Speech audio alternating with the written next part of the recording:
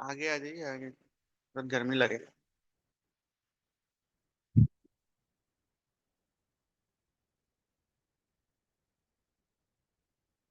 So what does this principle says?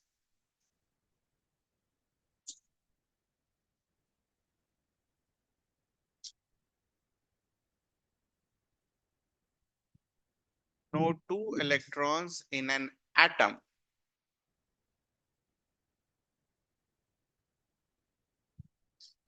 can have the value of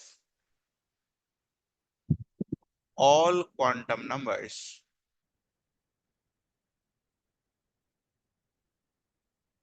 same। हर इसका मतलब क्या हुआ, हर इलेक्ट्रॉन का एड्रेस क्या होगा, अलग अलग। ठीक है।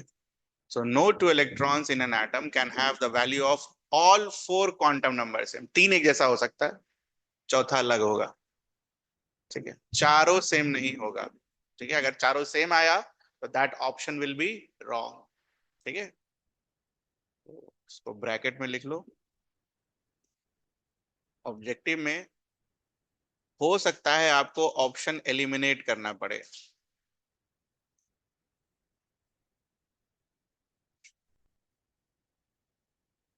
कर लेंगे हम।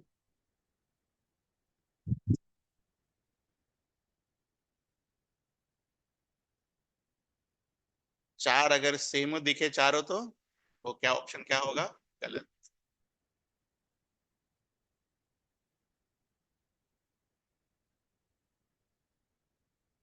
ऑल को भी अंडरलाइन करिएगा।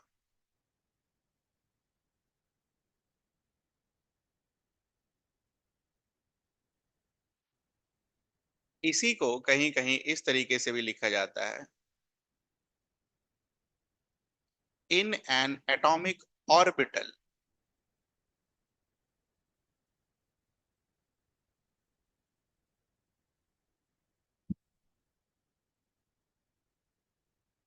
In an atomic orbital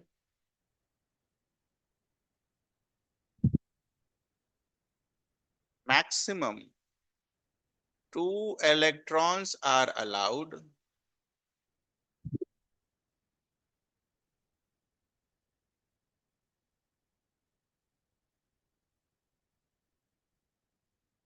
both of them should have opposite spin।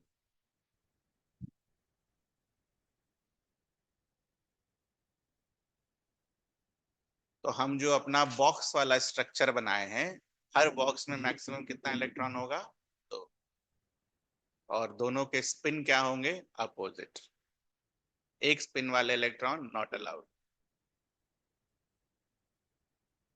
That is poly exclusion principle. तो ये तीन प्रिंसिपल को हम यूज करते हैं इलेक्ट्रॉन भरने के लिए। पहले इसका भी एक एग्जांपल कर लेते हैं। ठीक है, तो सपोज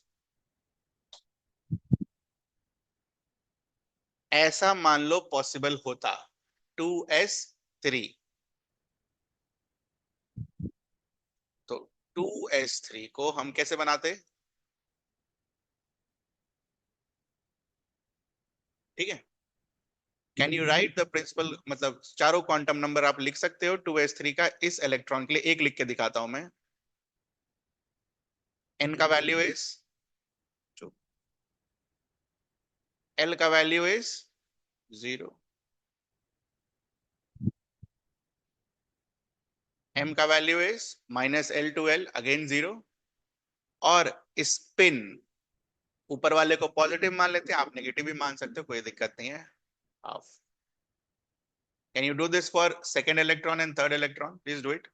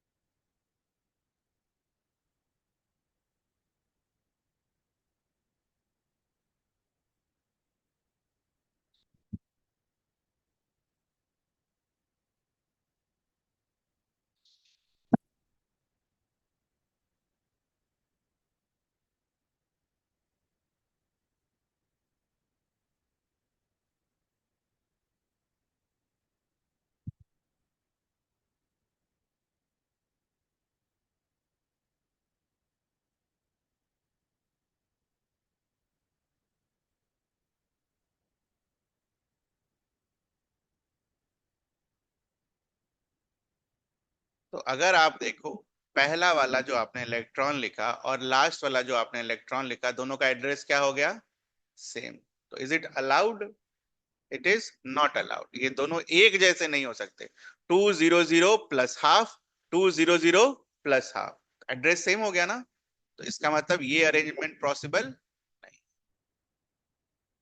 ठीक है, यही चीज आपको यहाँ लिखा है, प्रिंसिपल क्वांटम नंबर मतलब क्वांटम नंबर का, ऑल क्वांटम नंबर का वैल्यू सेम नहीं हो सकता। बट जो हमने सीखा क्या उसके लिए एप्लीकेबल है?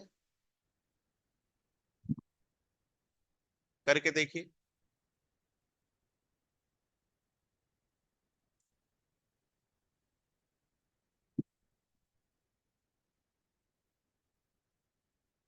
ये 3 इलेक्ट्रॉन है आपके पास, तीनों का एड्रेस लिखिए।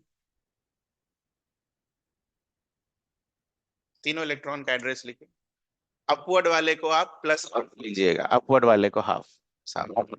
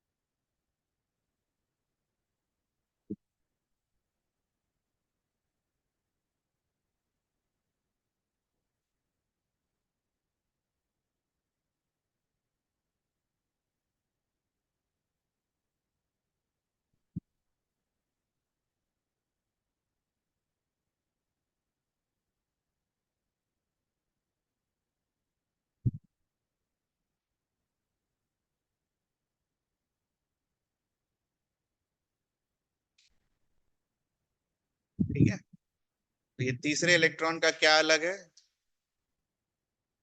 इनको अगर इनसे कंपेयर किया जाए तो इसका प्रिंसिपल क्वांटम नंबर अलग है। और पहले दोनों में क्या अलग है? तो तीनों को अगर आप एक साथ देखो तो तीनों का एड्रेस क्या है? Same. This is 200 half, this is 100 minus half, this is 100 plus half. ठीक है, so this configuration will be correct. ठीक है, तो एक साथ समरी में देखो, ये वाला पोर्शन इज वेरी इंपॉर्टेंट। मतलब वो जो नहीं होता, कभी कभी सोचने वाला सवाल आ जाता है कि आप इतना सब कुछ पढ़ लेते हो कि इलेक्ट्रॉन कैसे कैसे भरना है, और क्या भूल जाते हो कि तीनों प्रिंसिपल क्या हैं।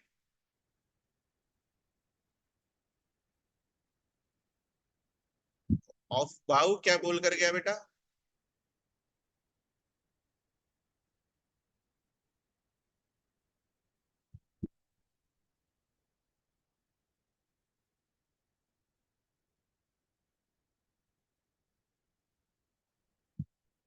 इस क्रम में ऑर्बिटल्स को क्या करना है?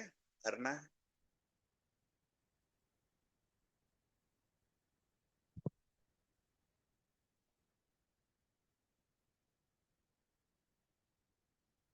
काम की चीजें बेटा, मतलब थ्योरेटिकल काम की चीजें जहां बच्चे फंसते हैं।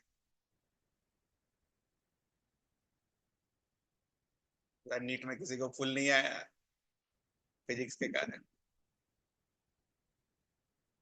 बड़ा डेंजरस है वो।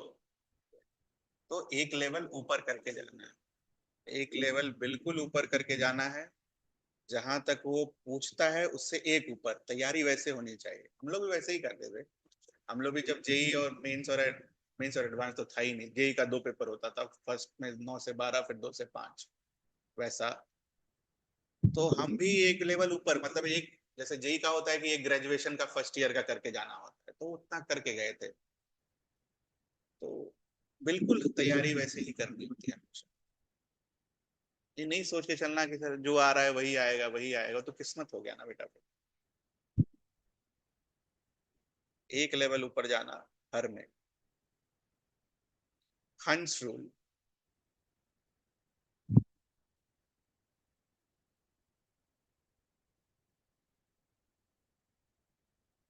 तो हंस रूल क्या बोल कर गया?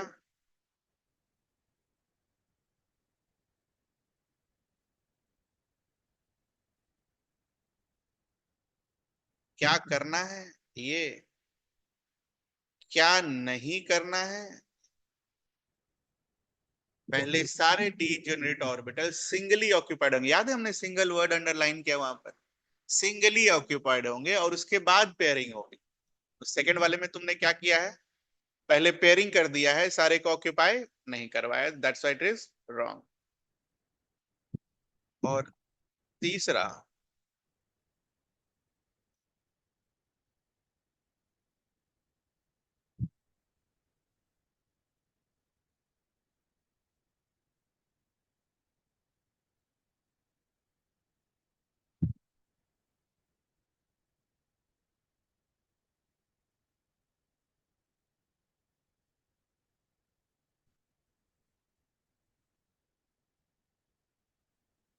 ये is allowed, this is not allowed.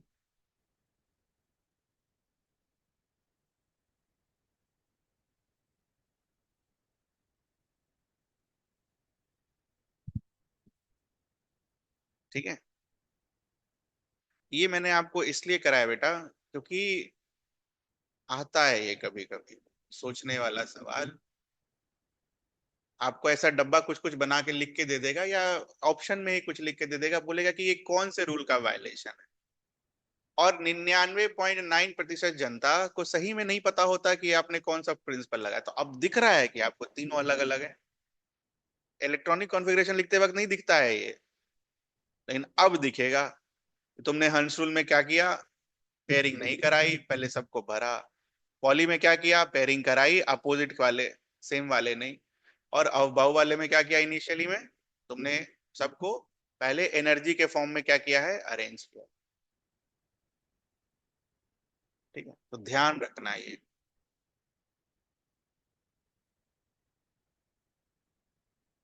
इसमें कुछ पूछना है आपको? इलेक्ट्रॉनिक कॉन्फ़िगरेशन में ये है थोड़ा सा, इसके बाद एक्सेप्शनल इलेक्ट्रॉनिक कॉन्फ़िगरेशन। नॉर्मल तो सीख लिए।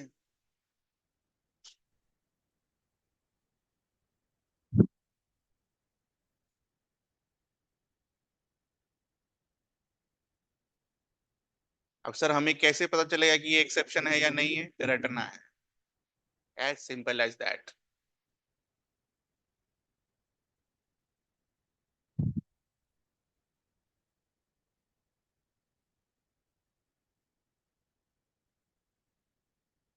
केमिस्ट्री अगर हमें अच्छा करना, मैंने मैंने कैसे किया था, इट वाज लाइक कि सबसे ज्यादा नंबर केमिस्ट्री में ही आया था जेई में। ठीक है, इट वाज लाइक कि जो ट्रेंड्स थे, जैसे नॉर्मल जो तरीका होता था, वो ट्रेंड्स याद रखते थे और ज्यादा फोकस करते थे एक्सेप्शन क्या है उसका। जो भी टॉपिक मैंने पढ़ा उसका एक्सेप्शन क्या है, क्योंकि अगर एक्सेप्शन याद रहता है तो ट्रेंड भी याद हो जाता है। ठीक है, तो ज्यादा इसी पर फोकस करना होता है, कितना एक्सेप्शन है। सो एक है आपका क्रोमियम 24। लिखिए, क्या लिखते?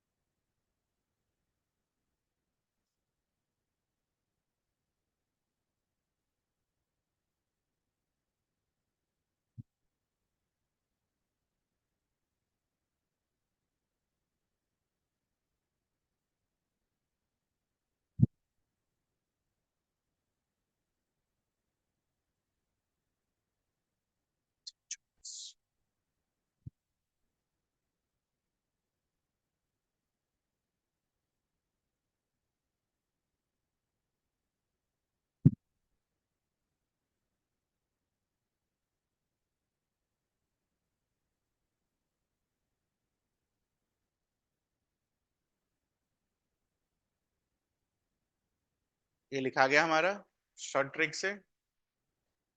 और उसके बाद दो, दो चार, छः चार 10, दो 12, छः 18 और दो 20, 24, 3D।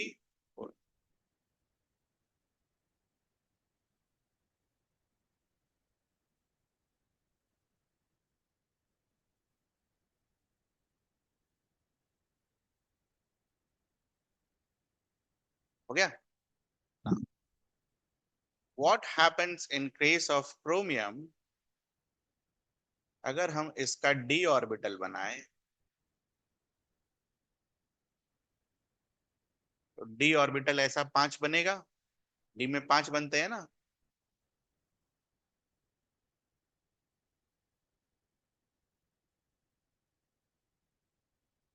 3d4 सिंगली पहले ऑक्यूपाइड कराना होगा। तो ऐसा कुछ दिखेगा आपको।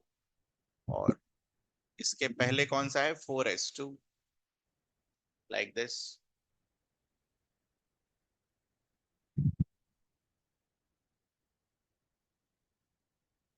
Now what happens in case of chromium, एक इलेक्ट्रॉन यहां का इसमें शिफ्ट होता है।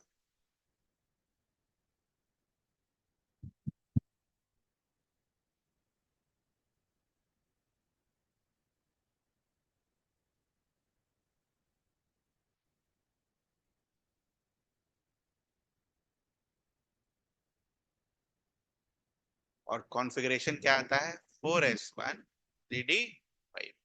बाकी शुरू का सेम रहेगा यहां तक।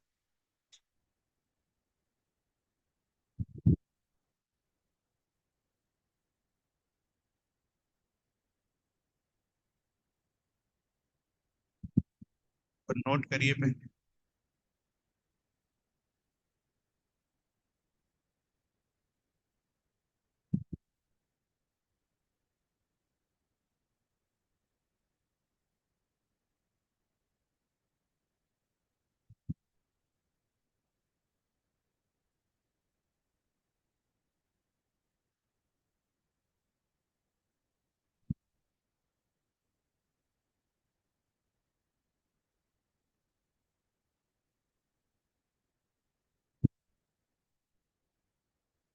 कुछ वर्ड्स हैं जो हमारे पढ़ने के क्रम में बार बार आएंगे, ठीक है। तो इसको हम क्या बुला सकते हैं, ठीक है, दिस 4 वाले को, इसको बुलाते हैं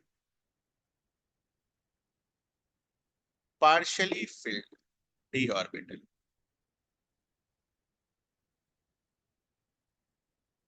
पार्शियली तो वो भी फिल्ड है, 3d5 वाला 5 ही है ना, 10 हो सकता है। ठीक है, तो अंग्रेजी में अब नहीं जाना है ना, क्या चीज में जाना है,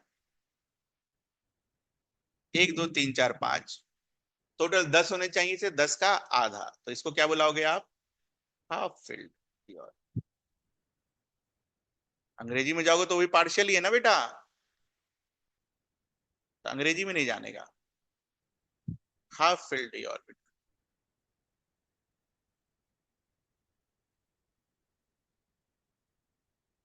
half filled d orbital is more stable. Half filled d orbital is more stable. Reason थोड़ी देर में लिखेंगे।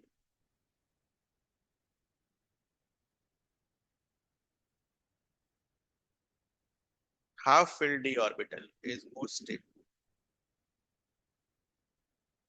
स्कूल में तो यही सब करेगा, यही सब पूछेगा, एग्जाम में ये सब अब नहीं आता। Right this copper 29। आप लिखते तो क्या लिखते,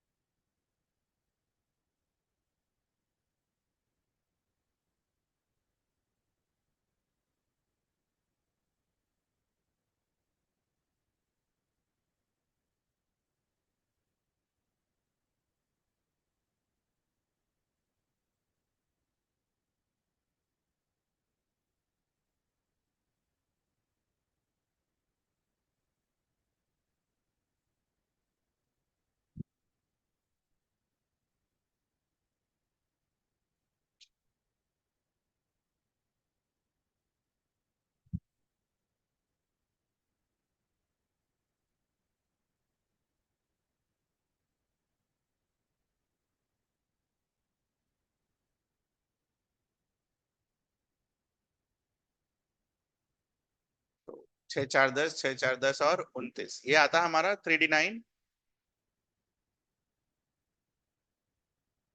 तो अगेन अगर ये वाला कॉन्फ़िगरेशन बनाए,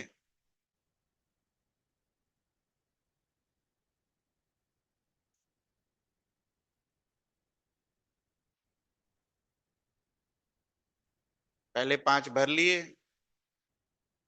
1 2 3 और 4, एक अनपेयर्ड रह जाएगा।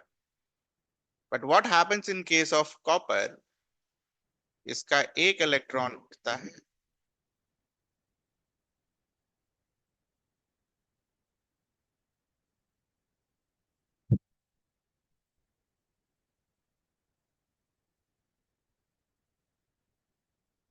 (4s1) 3d10। अगेन इसको हम क्या बुलाएंगे, partially field d orbital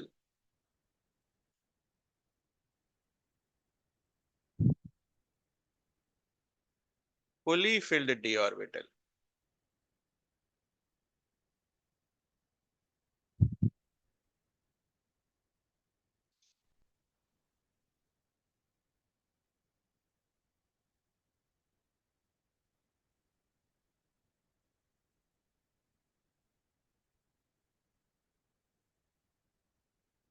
Fully filled d orbital is more stable.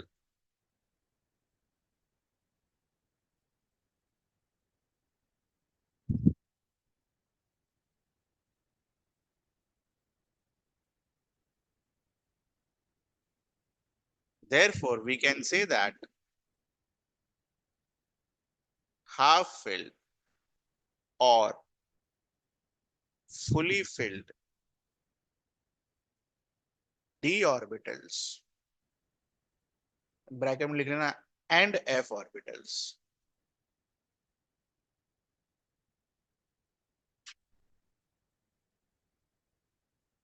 are more stable comparatively.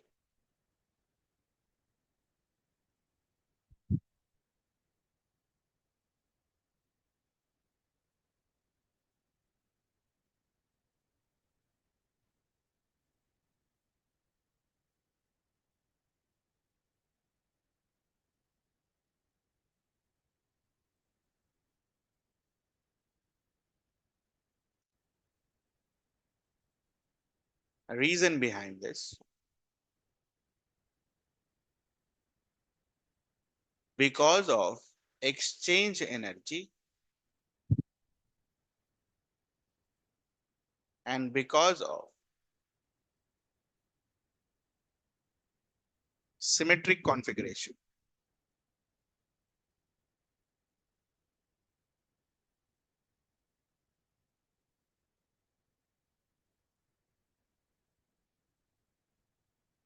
Symmetric मतलब एकदम बढ़िया दिखने वाला, दाएं बाएं सब एक जैसा दिखे वैसा।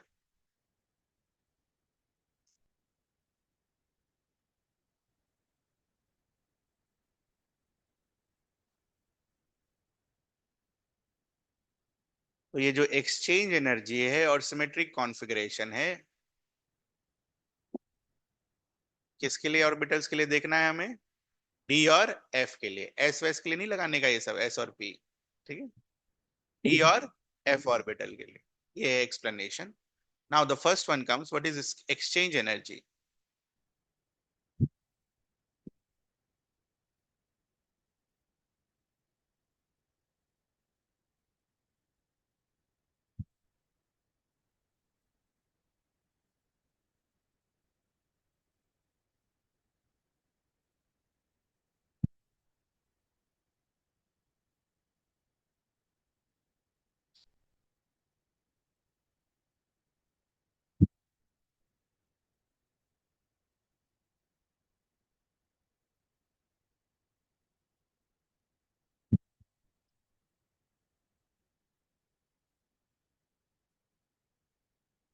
हो गया, बन गया ये, देखना ध्यान से सुनना। Now we have already learned that ये ऑर्बिटल्स आपस में क्या होते हैं, डीजेनरेट। डीजेनरेट मतलब सेम एनर्जी वाले, ये मैंने आपको लिखाया था, ये जो डी ऑर्बिटल्स होंगे या फिर पी के 3 डब्बे होंगे वो आपस में क्या होते हैं, डीजेनरेट। सबको आप ऊपर नीचे नहीं बनाते हो, एक साथ बनाते हो। तो what happens due to that, ये जो इलेक्ट्रॉन है ये अपना पोजीशन इससे एक्सचेंज कर सकता है, यही इलेक्ट्रॉन इससे अपना पोजीशन एक्सचेंज कर सकता है, इससे अपना पोजीशन एक्सचेंज कर सकता है। तो पहला वाला इलेक्ट्रॉन है ना, वो अपना पोजीशन किससे एक्सचेंज कर सकता है, सेकंड वाले से, थर्ड वाले से और फोर्थ वाले से।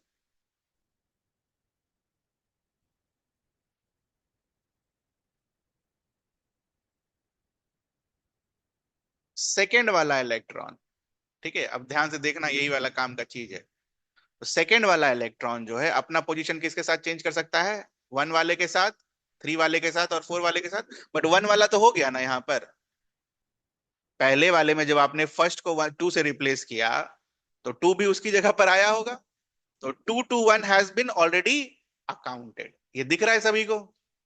तो इसका मतलब सेकंड के लिए जो एक्स्ट्रा लिखोगे वो क्या लिखोगे, किसके साथ पोजीशन एक्सचेंज करेगा, थर्ड और फोर्थ के साथ। और थर्ड वाला किसके साथ पोजीशन एक्सचेंज करेगा, फोर्थ के साथ। थ्री का फोर के साथ चेंज होना और फोर का थ्री के साथ चेंज होना दोनों क्या है, सेम। तो इसीलिए लास्ट वाला नहीं लिखा हमने, फोर किसके साथ करेगा। तुमने देखो, फोर को वन के साथ करा लिया, फोर को टू के साथ करा लिया, फोर को थ्री के साथ करा लिया। तो हाउ मेनी एक्सचेंजेस, 3 2 5 और 6 एक्सचेंजेस।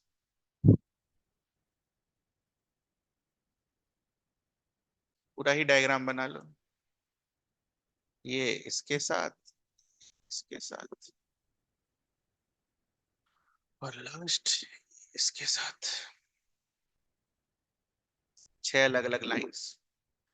नाउ, तो मैंने आपको इस डायग्राम में एक्सचेंज लिखना सिखाया, क्या आप खुद से 3D5 का एक्सचेंज लिख सकते हो, number of exchanges, please do it, this will give you confidence.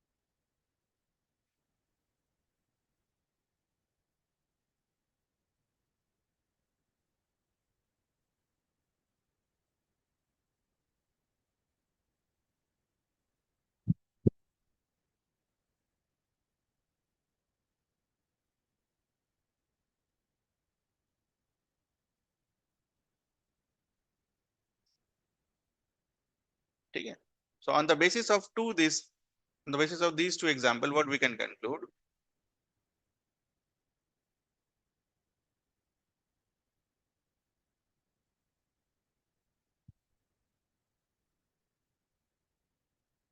more exchanges implies more exchange energy implies more stability।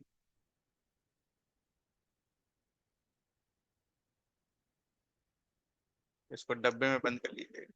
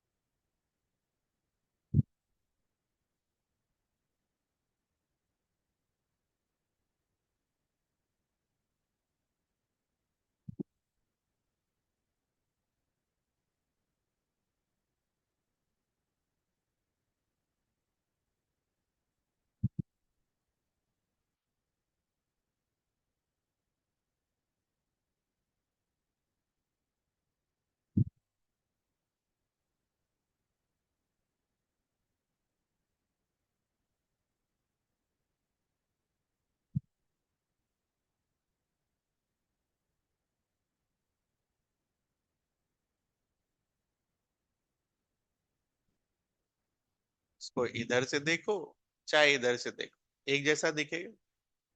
इसको इधर से देखो तो पहला फील्ड, इधर से देखो तो आधा खाली, है ना, पहला खाली। तो एक जैसा दिखने वाला विल बी मोर सिमेट्रिक।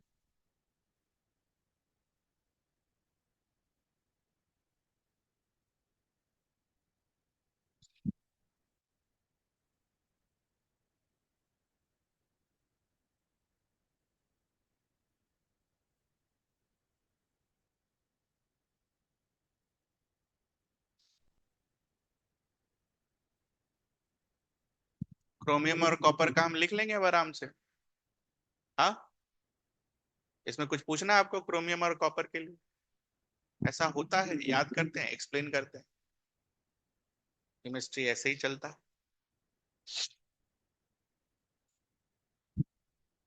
सब कुछ जितने भी आप चीज लिखते हो ना, ये सारे एक्सपेरिमेंटल रिजल्ट्स हैं जो ऑलरेडी साइंटिस्ट ने कर रखे हैं, ठीक है। तो क्या होता है वो पहले याद करना होता है और फिर उसका एक्सप्लेनेशन देना होता है, क्यों हुआ वैसा।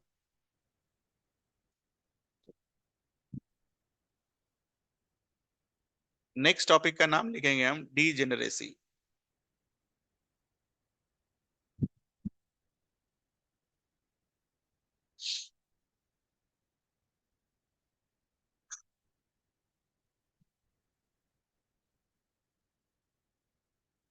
ऑलरेडी ये हमने करा है, बट एनसीईआरटी में फिर से दे रखा है ये टॉपिक, तो उस क्रम को ना तोड़ते हुए ये करेंगे हम, ताकि आप भी जब पढ़ें तो आपको लगे कि हाँ सारी चीजें आपके लिए हुई हैं कंप्लीट। थोड़ा सा नया होगा, थोड़ा सा अलग होगा, क्या अलग होगा बता दिया जाएगा आपको। ये तो मतलब हमें क्लियर है।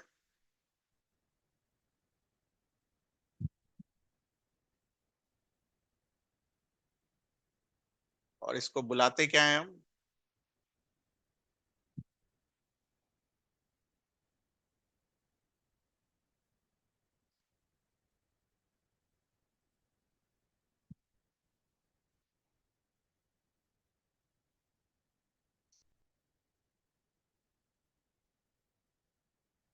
नाउ डीजेनरेसी अब हम दो तरीके से डिफाइन करेंगे।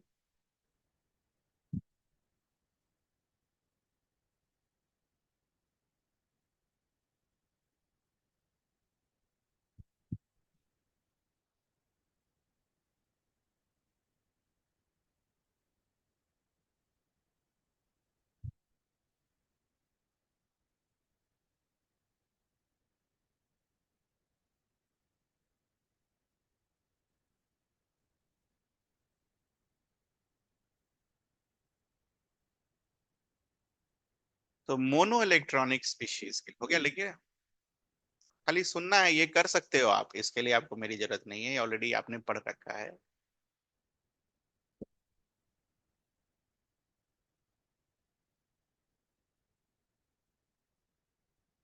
तो हमने ऑलरेडी इस चीज को पढ़ रखा है कि मोनो इलेक्ट्रॉनिक स्पीशीज में energy is only proportional to N.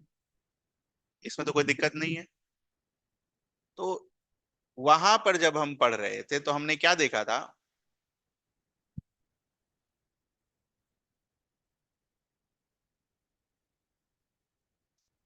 अगर मुझे 2s और 2p का एनर्जी कंपेयर करना रहेगा तो दोनों क्या होंगे? सेम। क्यों होंगे सेम? क्योंकि दोनों का एन वैल्यू क्या है? सेम।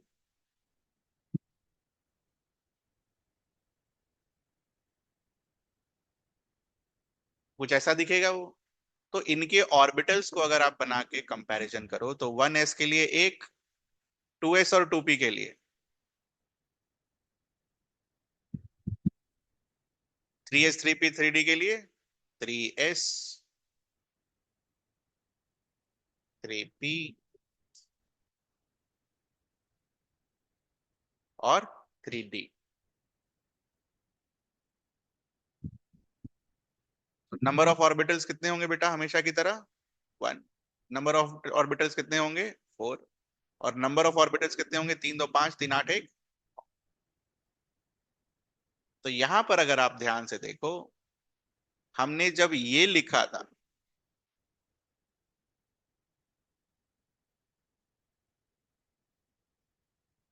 लिखा था ना, 1 के लिए 1 स्क्वायर, 2 के लिए 2 स्क्वायर, 3 के लिए 3 स्क्वायर। तो हमने क्या लिखा था, अब उसको थोड़ा सा शुद्धिकरण करेंगे।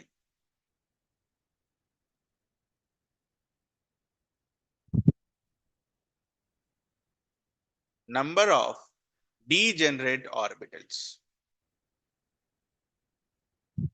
प्रोपोर्शनल क्या इक्वल टू,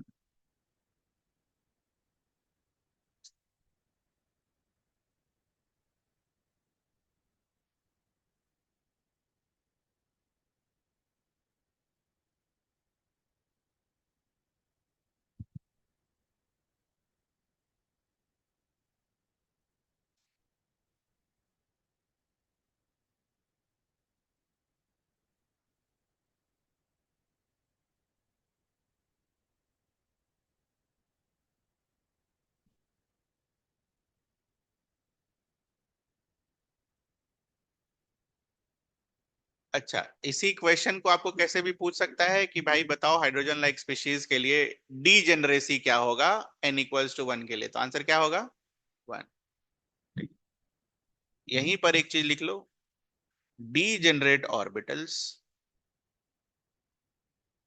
और डीजेनेरेसी जो पूछे, answer remains same, n square.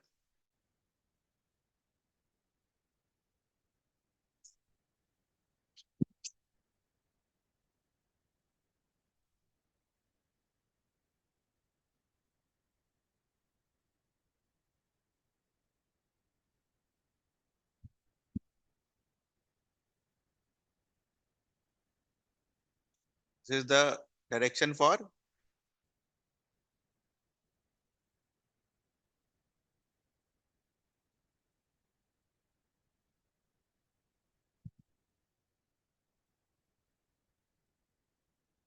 जैसे जैसे n बढ़ता है वैसे वैसे e बढ़ता चला जाता है।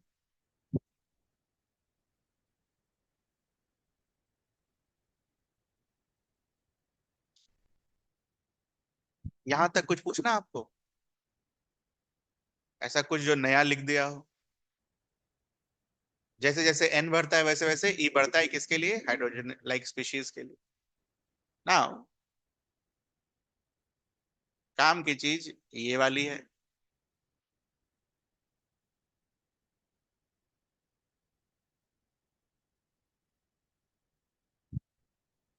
Now with earlier memorisation we know that for polyelectronic species this is proportional to n plus l, and साथ में साथ और क्या रखते हैं, if n plus l is equals to same then e is proportional to n। इसमें तो कोई दिक्कत नहीं है।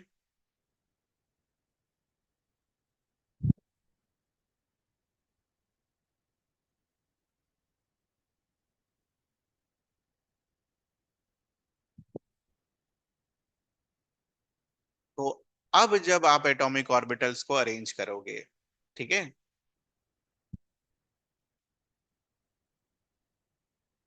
So this will be your 1s। इस बार 2s और 2p को साथ में नहीं लिख सकते हैं, 2s और 2p क्या होगा, अलग अलग।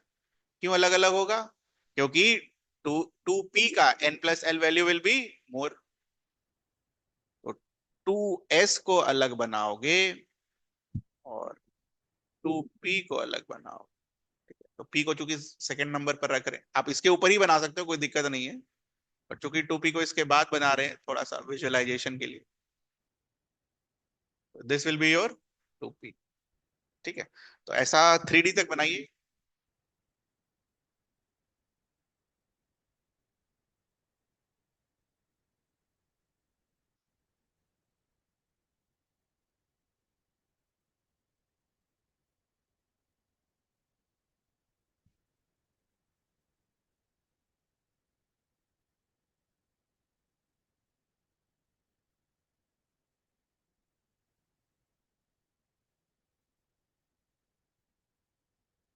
आप एक के नीचे एक भी बना सकते हो, कोई दिक्कत नहीं है।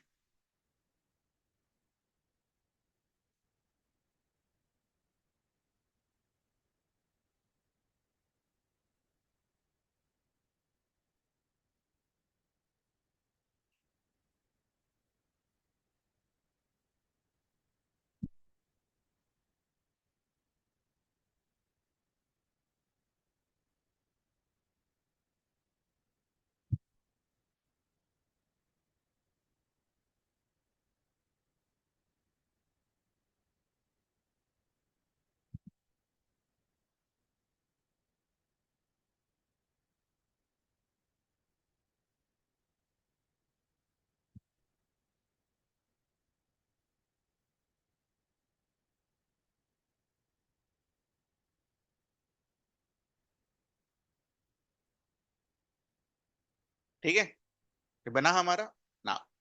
If I ask you what is degeneracy at 1s? 1।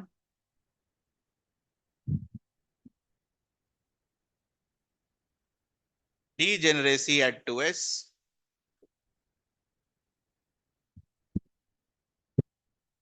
Degeneracy for 2p? 3।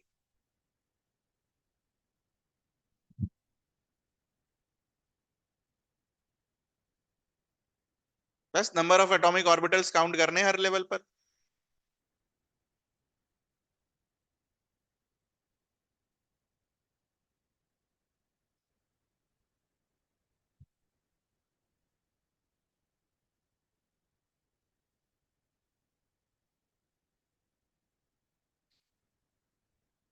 There is no fixed pattern. ध्यान से पढ़ना, डीजेनरेसी किसके लिए पूछा। ठीक है, पॉलीएटॉमिक या फिर हाइड्रोजन लाइक स्पीशीज के। Also in polyelectronic species this 1s is called ground state। इसका अगला एनर्जी लेवल क्या है? 2s। So it will be called as first excited state. Complete करो पूरा 3D तक।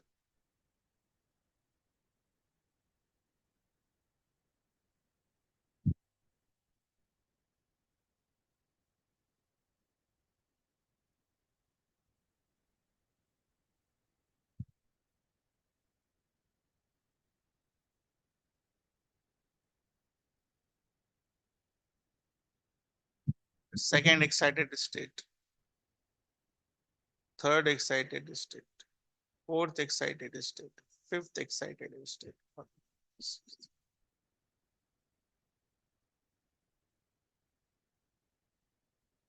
और हाइड्रोजन लाइक स्पीशीज में अगर मुझे ये बनाना होता तो ये अपना क्या होता? ग्राउंड। ये अपना क्या होता? फर्स्ट।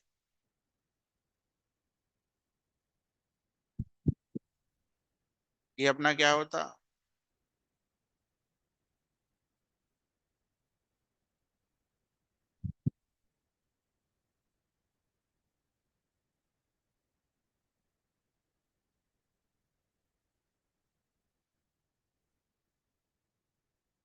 एटॉमिक बॉन्डिंग में ना, जब मॉलिक्यूलर ऑर्बिटल थ्योरी हम पढ़ेंगे तो ऐसे ही ऑर्बिटल्स को ऊपर नीचे अरेंज करेंगे। ठीक है, और फिर उसको भी तोड़ेंगे। ठीक, सिग्मा स्टार, सिग्मा 1 स्टार, तो जब करेंगे तब देखा जाएगा। अभी तो फिलहाल अरेंज करने आना चाहिए, इसके बाद क्या।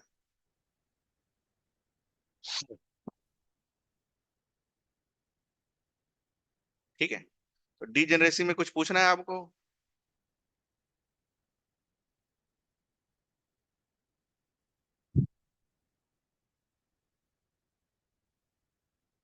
अब वो लास्ट में वो टफ वाला पार्ट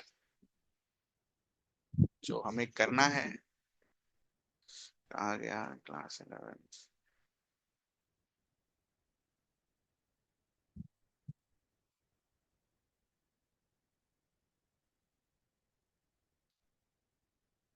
देखो, जो टफ है तो मानना होगा ना कि बेटा वो टफ है। मैं तो हमेशा यही इसी चीज में बिलीव करता हूँ, और उस पर मतलब फिर ज्यादा ध्यान देना होता है।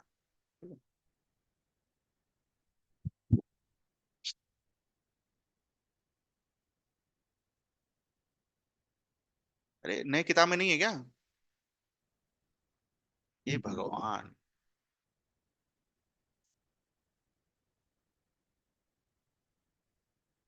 आप लोग की किताब में है क्या कुछ इसके बाद? देखो एक बार, इस वाले डायग्राम के बाद कुछ है? नहीं है?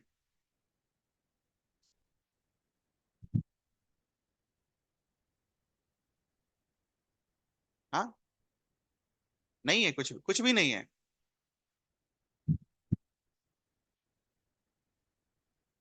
ठीक है, कोई बात।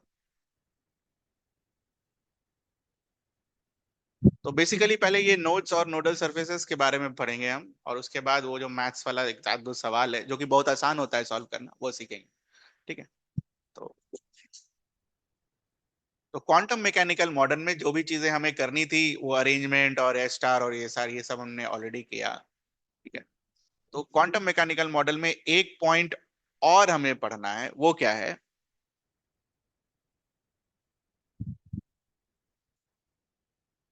Probability of finding an electron है बहुत आसान। एट अ गिवन पॉइंट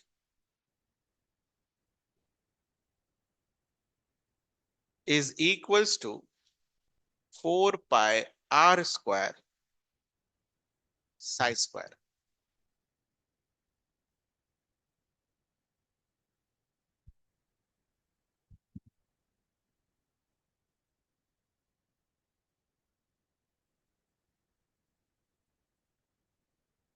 तो चूंकि ये वेव फंक्शन है, तो वेव की तरह ही इसका बिहेवियर होगा। तो जो एम्पलीट्यूड होता है, इसको बेसिकली हम क्या बुलाते हैं? साई। वेव का एम्पलीट्यूड होता है ना मीन पोजीशन से, उसको हम क्या बुला रहे हैं यहां पर? साई।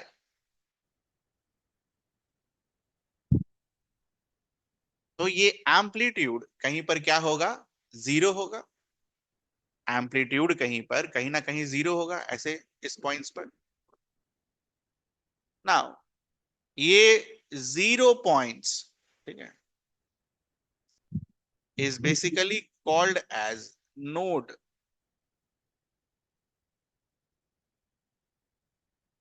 तो नोड का डेफिनेशन क्या है? Point at which probability of finding an electron is zero.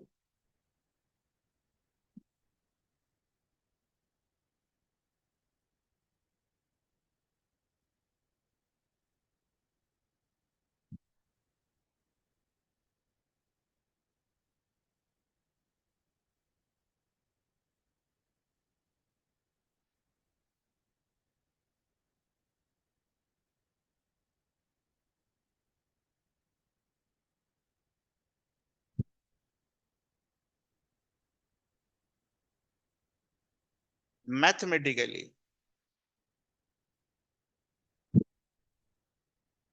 क्या जीरो होना चाहिए?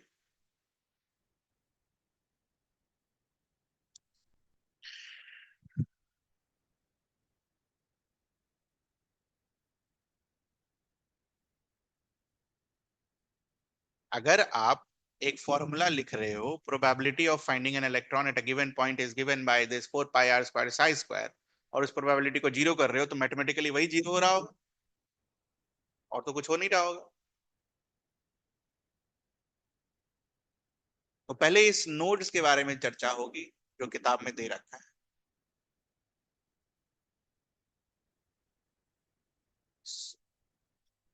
So nodes are basically of two types.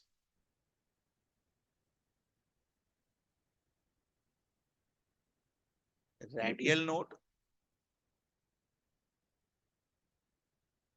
and angular node.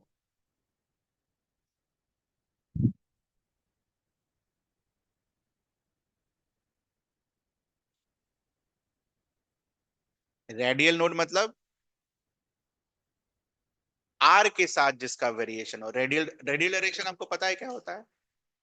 सुना कभी ये वर्ड? रेडियल, एंगुलर, ये सब नहीं सुना हमने? तो ये फिजिक्स का पोर्शन है, वही वो रोटेशन वाला जब पोर्शन आएगा तब समझाया जाएगा आपको रेडिएशन, रेडियल क्या होता है। तो बेसिकली कोई भी चीज अगर सेंटर सीकिंग होती है, ठीक है, ऐसा, या मान लो ऐसे कर्व में जा रहा हो, तो किसी भी पॉइंट पर इट इज सेंटर सीकिंग, है ना? तो ये सेंटर वाले डायरेक्शन को हम क्या बुलाते हैं? Radial direction.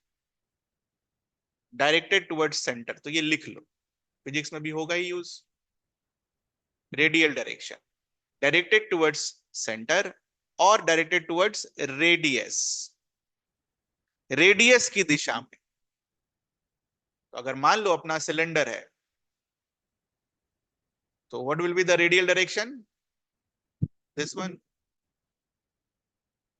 सेंटर की तरफ।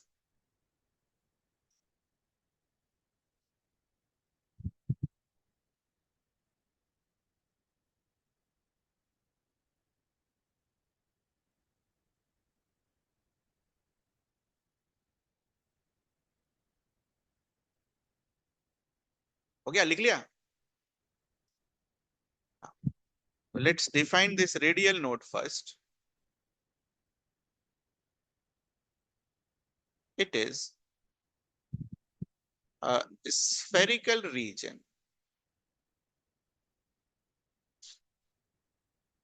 around nucleus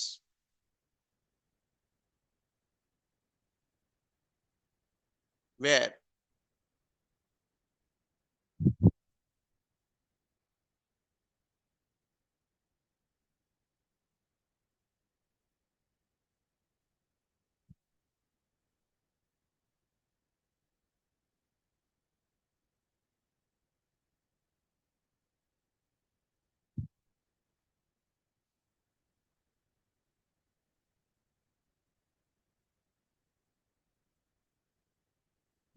probability of finding an electron is zero. ये भी probability word भी underline करेंगे हम.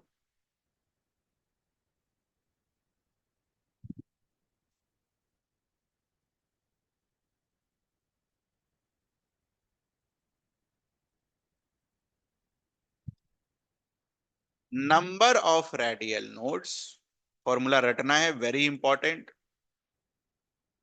is equals to principal quantum number minus azimuthal quantum number minus 1.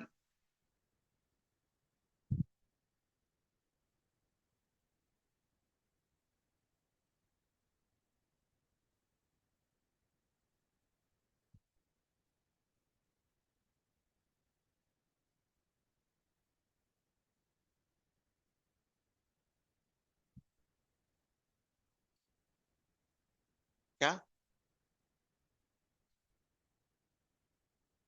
कौन सा एल? हाँ वही एल है, एजिमुथल क्वांटम नंबर, लिख लीजिए.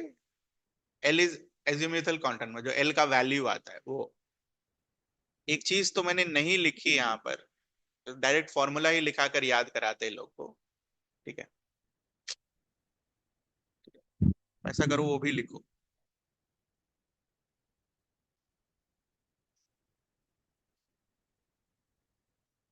एक और तरीके का नोड होता है जिसको हम बुलाते हैं स्फेरिकल नोड्स.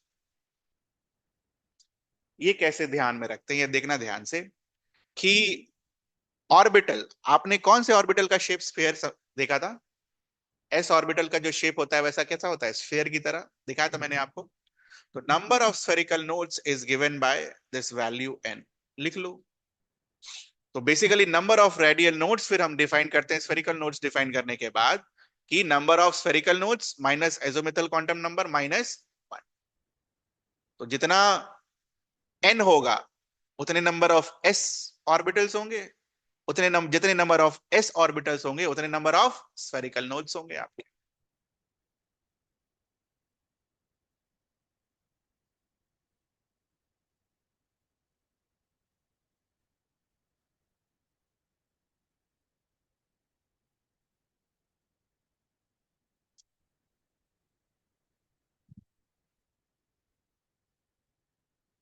ठीक है, तो एक टेबल बनाएंगे इस पर, नंबर ऑफ रेडियल नोड्स वाले पर.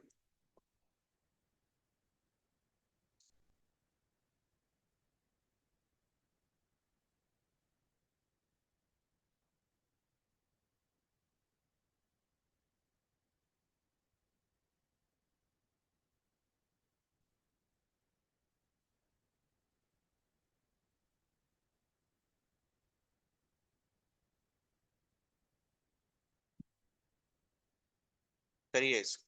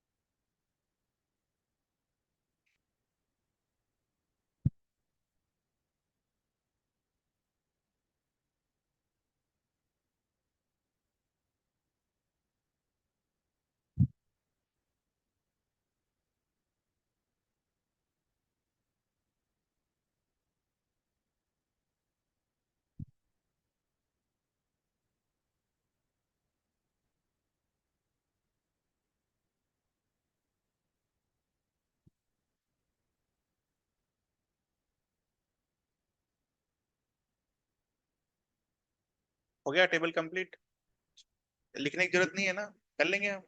लास्ट वाला पहला वाला मिला लो, सही है। कोई सा भी करना हो तो एक और मिला लेते।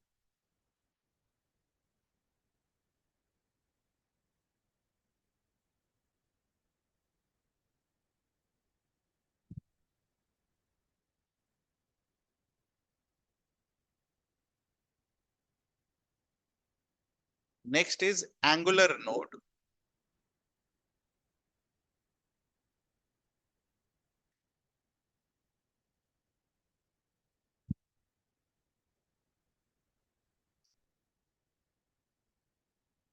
It's a planar region where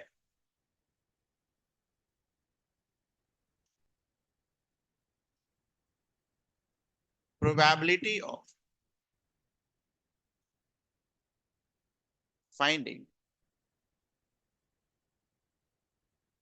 an electron is zero.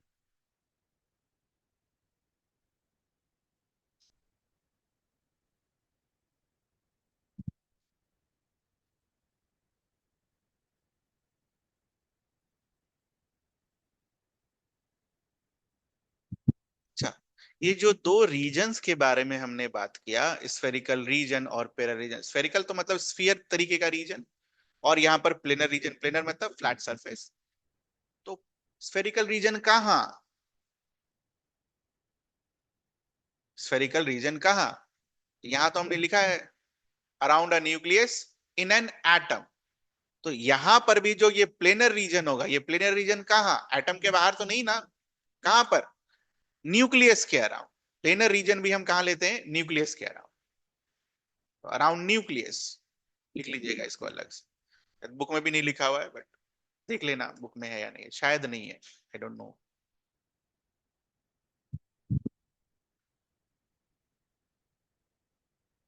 काम की चीज है उसके बाद वाला।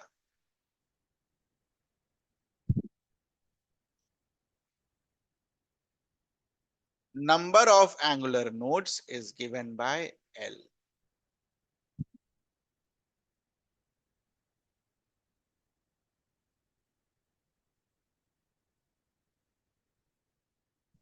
सो फिर से एक टेबल बनाएंगे। अब देखना ध्यान से, अगर मुझे एंगुलर नोड निकालना है तो it is directly dependent upon what, L. तो कोई सा भी सबशेल ले लो, 1s 2s 3s 4s, value हमेशा क्या आएगा? जीरो। एनपी एनडी, पी के लिए कितना आएगा? नंबर ऑफ एंगुलर नोड्स 1, और डी के लिए नंबर ऑफ एंगुलर नोड्स कितना आएगा?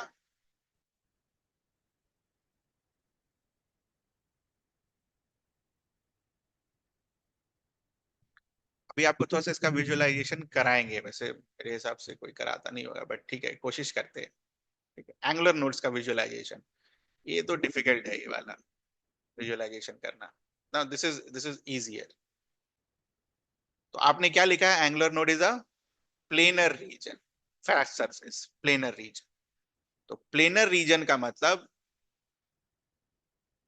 किसी सरफेस के बारे में बात हो रहा होगा, और सरफेस का मतलब मैथ्स में क्या होता है? X Y, Y Z, X Z plane is what your surface is. ठीक है, तो थोड़ा मैथमेटिकली इसको करने का देखते हैं। इधर आओ। क्या हम एस ऑर्बिटल बना सकते हैं? बिल्कुल बना सकते हैं, पहले भी बनाया था। एस ऑर्बिटल एक स्फीयर होता है। इस स्फीयर को किसी भी प्लेन में काट दो, ठीक है? जैसे मान लो एक टेनिस बॉल है, ठीक है? उस टेनिस बॉल को कैसे भी काट दो, मान लो आधा आधा काट दिया, इस ऐसे काटा, ठीक है? तो अगर आप उस पर वो प्लेन लगा रहे हो, तो ये प्लेन जो है, ऐसा कोई भी पॉइंट है जिसे पास करेगा जहां पर इलेक्ट्रॉन की प्रोबेबिलिटी जीरो हो जाएगी? कोई सा भी पॉइंट नहीं होगा इस प्लेन के अंदर जहां पर इलेक्ट्रॉन की प्रोबेबिलिटी जीरो हो जाएगी, क्योंकि आपने इलेक्ट्रॉन को पूरा, ये कहीं भी मिल सकता है ना स्फीयर में। तो उस बॉल को कहीं से भी काट दो, किसी भी एंगल पर काट दो, ठीक है, आपको एक भी पॉइंट वैसा नहीं मिलेगा जहां पर electron finding probability is zero, due to what? Due to this spherical nature of this surface. कहीं ना कहीं वो जो फ्लैट सरफेस है, वो किसी एक पॉइंट से तो पास करेगा ही करेगा अंदर में। This will be more clearer when you draw p orbital.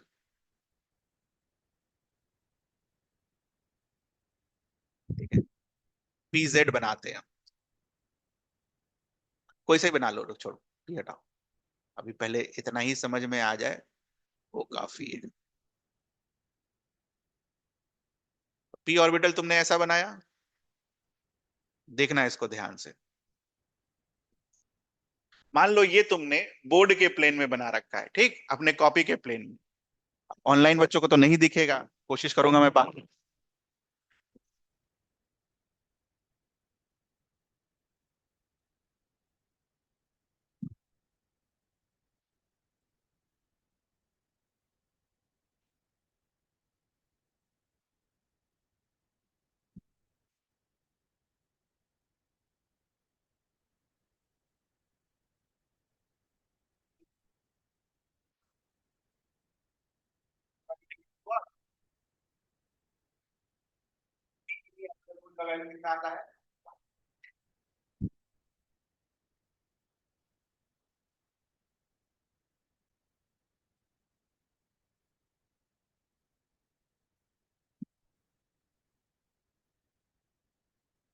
ये प्लेन जो कि इससे पास करेगा, ए वाले person, that will give you what?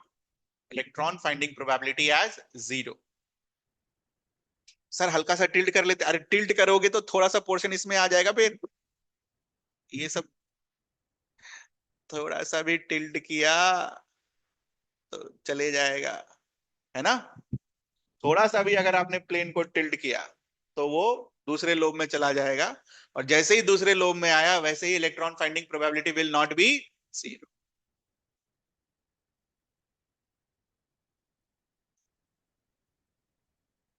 D, बस कोशिश कर रहे हैं, ऐसा कोई तुमसे पूछेगा नहीं। देखो जहां पर कोशिश की जा सकती है वहीं पर कोशिश किया जाएगा, ठीक है? जैसे मैंने आपका रेडियल नोड में नहीं कोशिश करी, क्योंकि वो कोशिश करके भी नहीं होगा। ठीक है, तो ठीक है, रहने देंगे उसको। डी,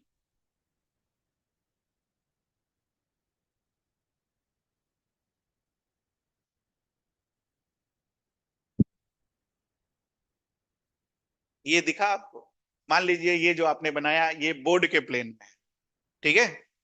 ये जो ऑर्बिटल आपने बनाया ये बोर्ड के, हाँ, तो इसका जो एंगुलर,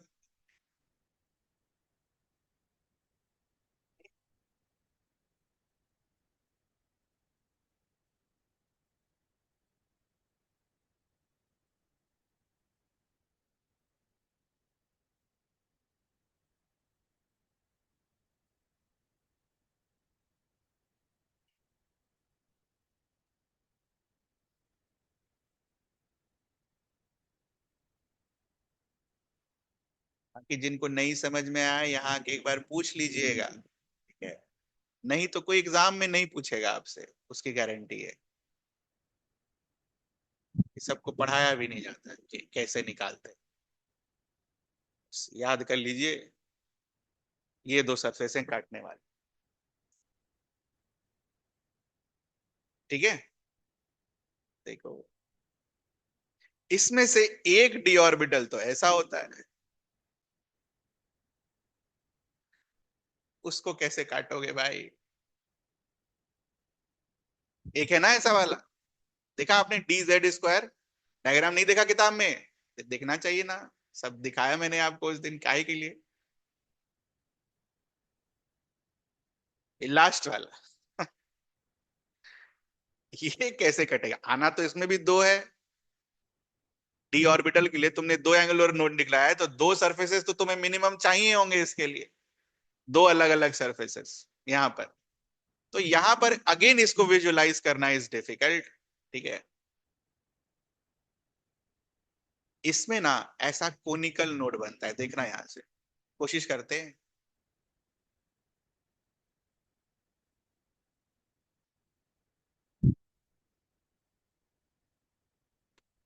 इसके नीचे।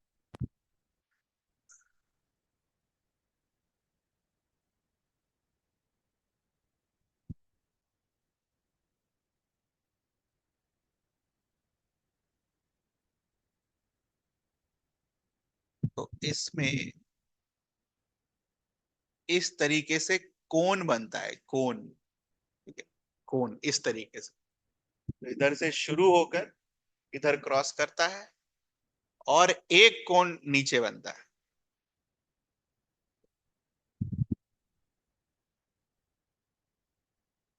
तो इसीलिए यहां पर एंगुलर नोड्स को कोनिकल नोड्स भी बोलते हैं। ठीक है, ये लिख लिया।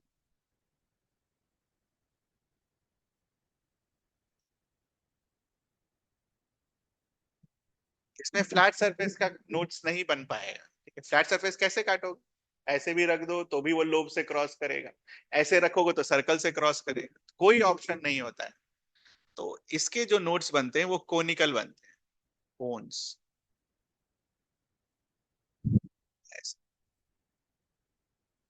तो कोन तो सर्कल के बीच में जा सकता है ना, सर्कल से जब बाहर आएगा तो वो क्या होगा, बड़ा होता हुआ है। तो नोट्स उस पूरे सरफेस पर अगर आप निकाल लो तो finding probability will be what, zero, क्योंकि वो लोब से नहीं टच कर रहा होगा, दैट्स डी जेड स्क्वायर के केस में एंगुलर नोड्स को हम कोनिकल नोड्स ही बुलाते हैं और नंबर वही रहता है, टू। ठीक है,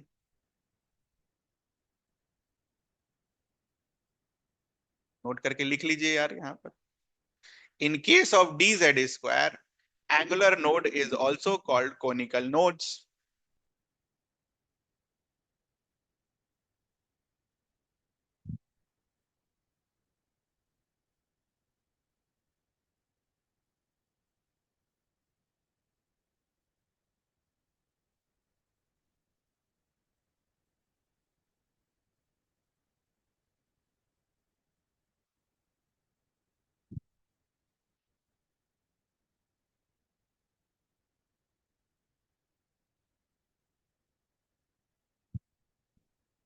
तो नंबर ऑफ नोड्स का आंसर हम कर लेंगे। फॉर देखो ये सब बनाने एकदम नहीं आएगा, ये ध्यान रखना। हाँ, ऑर्बिटल पहचानने आ सकता है कि भाई ये ऑर्बिटल बताओ कौन सा है, पहचानने के लिए आ जाएगा। ये नोड वोड बनाने आएगा नहीं, नोड का वैल्यू क्वेश्चन आएगा तो दैट विल बी आस्क्ड कि कितने नोड्स हैं वो बताओ, उसके घबराना नहीं।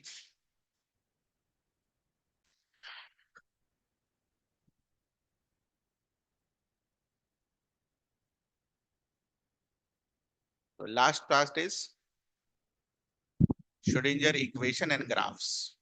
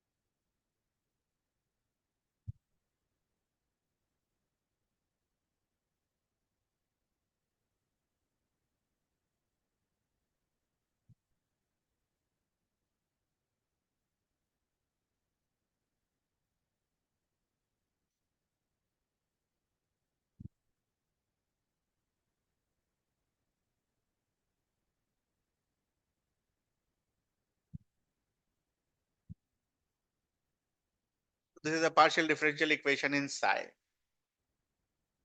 तो हम पार्शियल डिफरेंशियल इक्वेशन को सॉल्व नहीं करने वाले, कुछ इंपॉर्टेंट चीजों को हम नोट करेंगे और याद करेंगे और फिर आगे बढ़ेंगे। तो पहली चीज जो हमें इसमें नोट करनी है, psi, probability of finding an electron, has two components, radial part and angular part.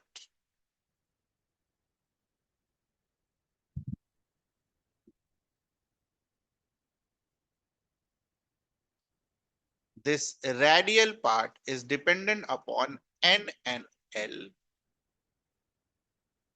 अच्छा, ये into लिखा हुआ है बेटा, into, and this angular part is dependent upon l and m quantum number. It has nothing to do with notes, है ना. अब लगे कि रोड, आपने तो वहां नोट्स के वैल्यू पर एम तो कहीं लिखा है नहीं, ठीक है, तो वो उसको अभी नहीं यहाँ रिलेट करके लाने का, जब करना होगा तब देखा जाएगा. तीन तरीके के ग्राफ्स होते हैं. एक होता है साई वर्सेस आर, एक होता है साई स्क्वायर वर्सेस आर, तीसरा होता है 4 pi r² psi square versus r. तो काम की चीज ये है, लेकिन इस काम की चीज को समझ कर करने के लिए या तो आप सारा ग्राफ याद करो, है ना, ऐसा,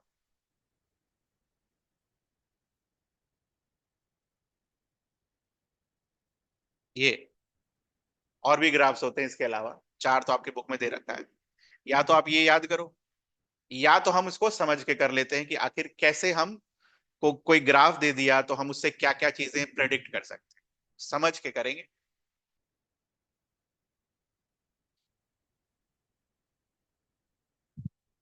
The first graph has no significance, but पढ़ना जरूरी है मैथ से. तो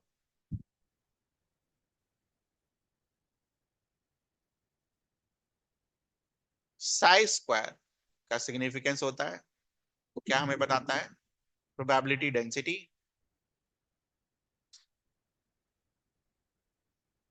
और ये हमें क्या बताता है, radial probability density.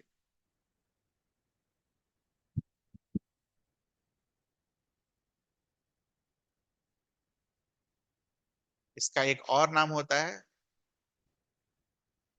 Radial distribution function.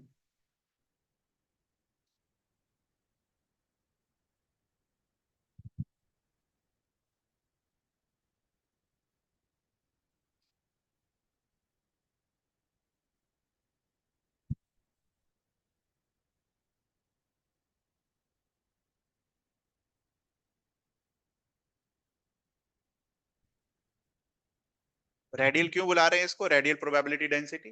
Because of 4 pi r². 4 pi r² कहां पढ़ा आपने लाइफ में अपने?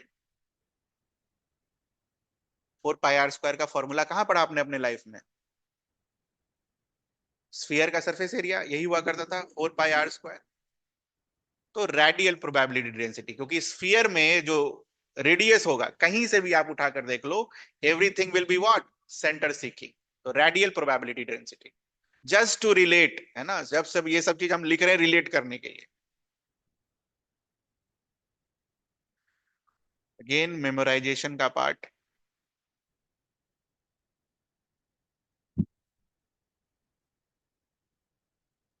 For psi and psi square versus r graph,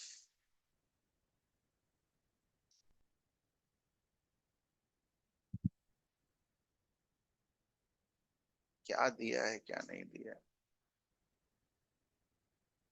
छोड़ो. क्या चीज दिमाग में रखनी है इसको छोड़ो. फॉर एनी एस ऑर्बिटल,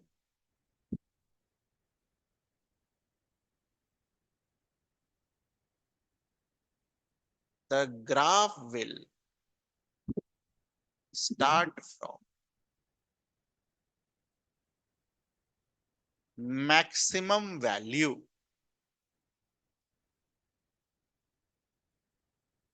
ऐसा क्यों? Just it's a trick to memorize.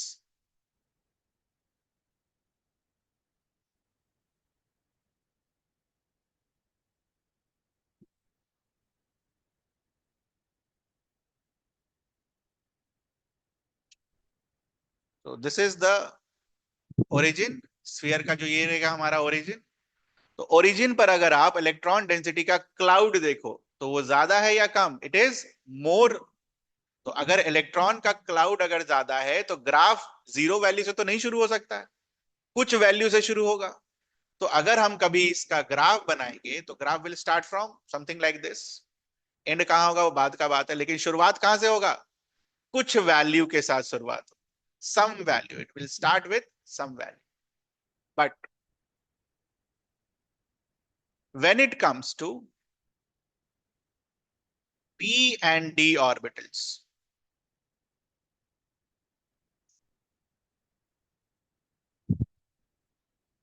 the graph will start from zero.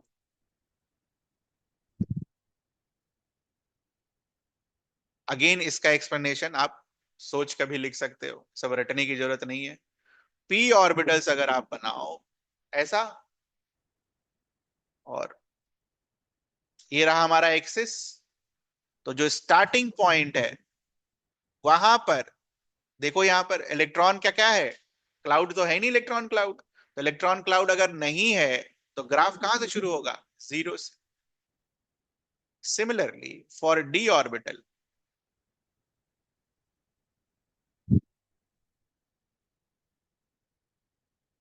Again centre पर अगर आप देखो तो electron cloud is again what, zero.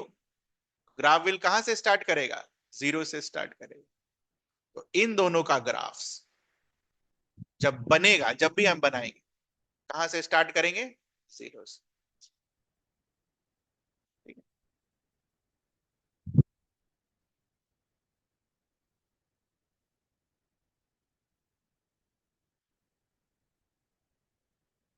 और 1s ऑर्बिटल,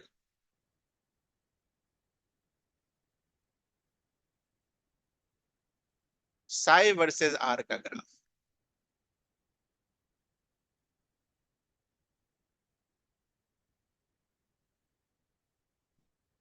शुरुआत कहां से होगी बेटा, जीरो से तो नहीं कर देगा कोई, it will start from somewhere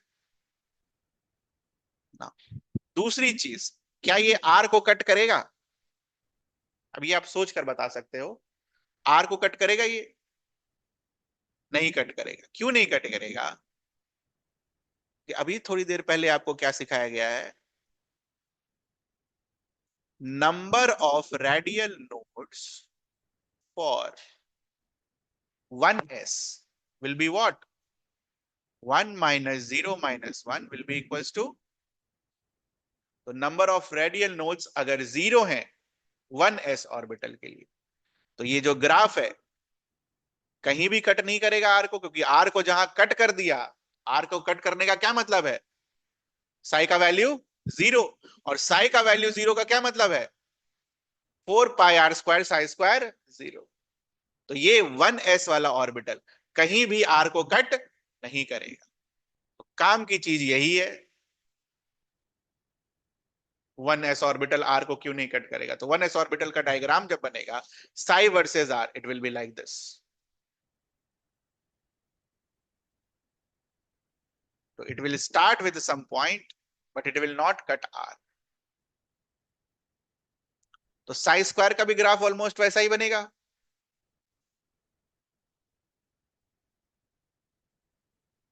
कहीं भी आर को कट नहीं करेगा। साई स्क्वायर का थोड़ा, अगर साई का वैल्यू 2 है तो साई स्क्वायर का वैल्यू क्या होगा, 4। थोड़ा सा ग्राफ को थोड़ा सा ऊपर कर दो, बढ़ा दो। बट हमें ऊपर नीचे से मतलब नहीं है, हमें बस इससे मतलब है कि कहां से स्टार्ट होगा और कितनी बार आर को कट करेगा। ये समझ में आ रहा है आपको, can you do it for 2s।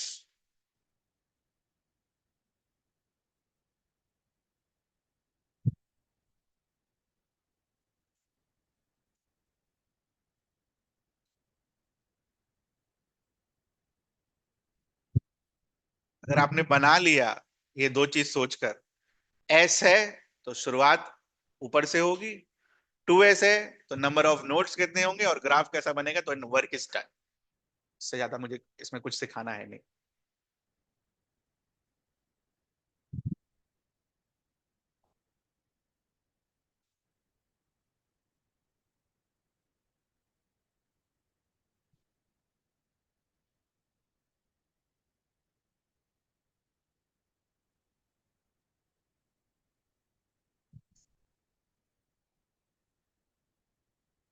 तो since it is s, the graph will start from some higher point.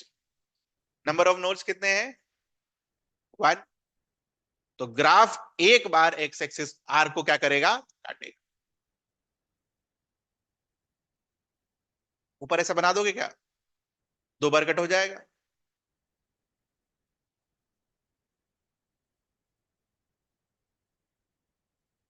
अच्छा, ऐसा क्यों बनाया हमने फाइनली? छोड़ देते, नीचे ही लेते चले जाते. ऐसा क्यों घुमाया हमने? कुछ सोच सकते हो आप? ऐसा भी तो बना सकते थे ना. नहीं, पढ़ा है आपने इसीलिए मैं पूछ रहा हूं. ऐसा भी बना सकते थे. एक ही बार काटना है यार. घुमाया क्यों मैंने? ऐसा क्यों किया? What does this indicates?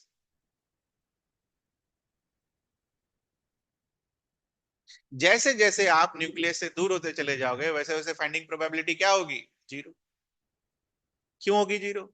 Energy बढ़ते चले जाता है. इलेक्ट्रॉन तो हायर एनर्जी स्टेट में रहना पसंद नहीं करेगा. पूरा जीरो नहीं किया बेटा.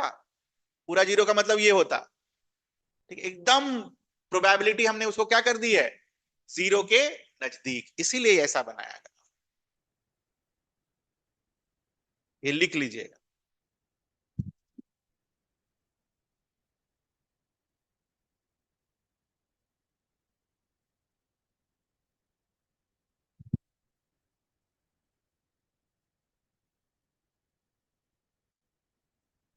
तो ये आपने साई वर्सेस आर का बनाया. साई स्क्वायर हम अगली क्लास में बनाएंगे. सबका साई के बगल में साई स्क्वायर का जगह खाली छोड़ देना. साई स्क्वायर का जगह खाली छोड़ देना. अगली क्लास में बनाएंगे. टू पी का बनाओ.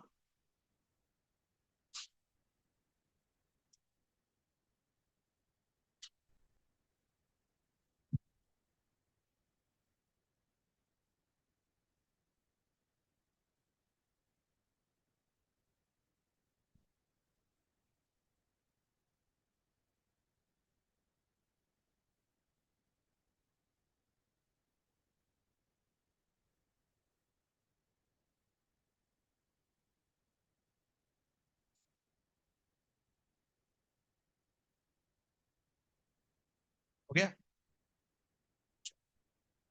अपने दिमाग में क्या चलेगा? टू पी ऑर्बिटल बनाने के लिए बनाना किसका है? P orbital. पी ऑर्बिटल ऐसा होता है, मतलब starting point will be zero. तो जब साई का ग्राफ बनेगा तो हम ऊपर से नहीं, कहां से शुरुआत करेंगे? यहां से. तो पी का कहानी खत्म की शुरुआत कहां से होगा. उसके बाद इसके कहानी से क्या रिड्यूस करेंगे हम? नंबर ऑफ ऑर्बिटल्स कितने, number of angular, number of radial nodes कितने होने चाहिए? कोई भी नोड नहीं आएगा. लेकिन क्या आप इसको सिर्फ ऐसा बना सकते थे क्या? फिर गलत हो जाता. क्यों गलत होता? क्योंकि आर जब इन्फिनिटी है तो साई को क्या होना है? जीरो. दैट्स वाई हम इसको क्या करेंगे? माएंगे. ऐसा बनाएंगे. ये आया आपका आंसर.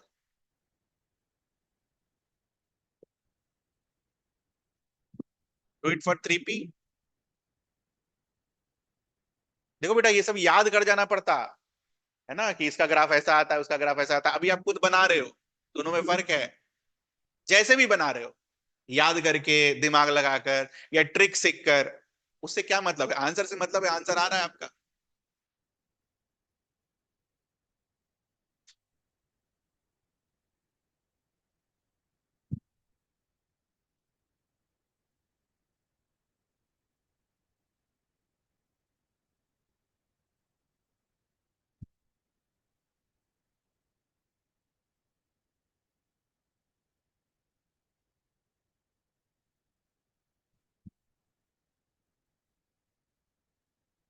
एक नोट बनाना है. पी का बनाना है. पी का कहां से शुरू होगा? ऊपर से.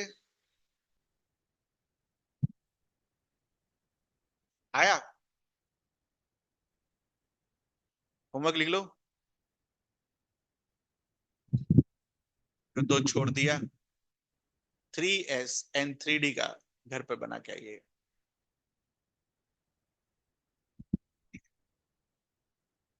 3 चीजें आपने यहां पर लर्न करी क्या?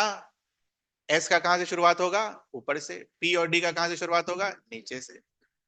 उसके बाद खत्म कैसे करेंगे हम, इस तरीके से खत्म करेंगे कि आर टेंडिंग टू जीरो पर साई क्या आ रहा होगा आपका, जीरो, क्योंकि लॉजिकली उसको सोचो तो finding electron eight infinite place is what, zero, that's why.